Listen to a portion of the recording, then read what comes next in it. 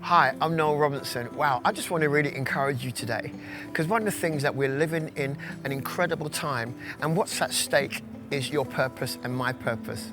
My purpose, what is it that we're supposed to do? We're living in an age where we are being constantly defined and redefined by the things around us.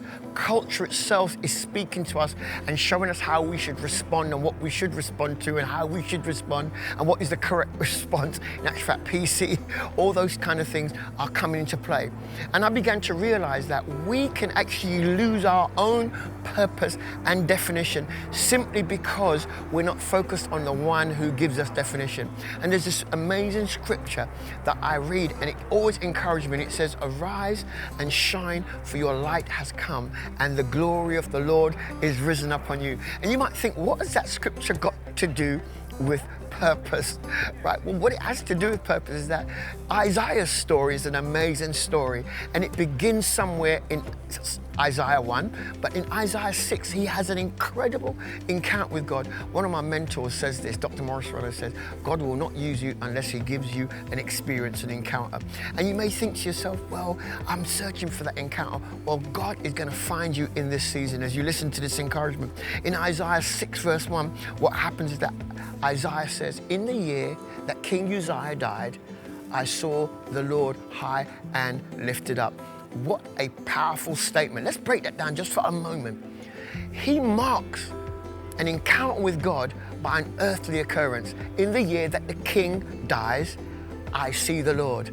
Maybe from this we can take a question, and I'll come to that question in a moment, because in that moment that he sees the Lord, he enters what I call the place of intimacy and worship, where he begins to see heaven. But in the midst of that worship, he is being defined by heaven. Wow, what an incredible thing that heaven has purpose for you. God has already written out your purpose in this season. And what happens to Isaiah? He worships, but God goes, hey, I've called you as a voice to the nation. Isn't that powerful?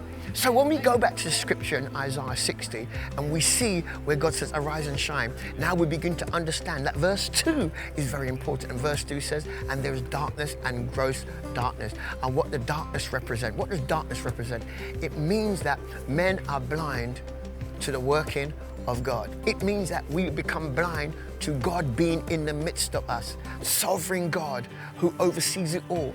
And I want to remind you as believers that this is who defines us, the sovereign God who knows the beginning from the end. So I don't know what you've been going through, but in that scripture, I love it, where it says that arise and shine, for your light has come. Now, when we worship and we engage with God, God is speaking about who you are and who you should be.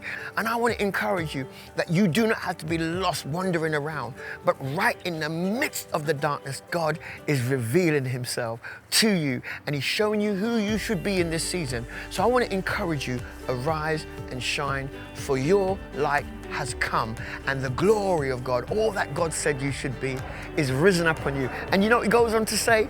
That kings and queens will come to your brightness. Wow, isn't that an amazing thing? That as we worship, as we encounter God, as he redefines us in his presence, guess what happens? Kings and queens will come to our brightness. Yes, there's favor on your life as we discover all that we're meant to be. God bless you.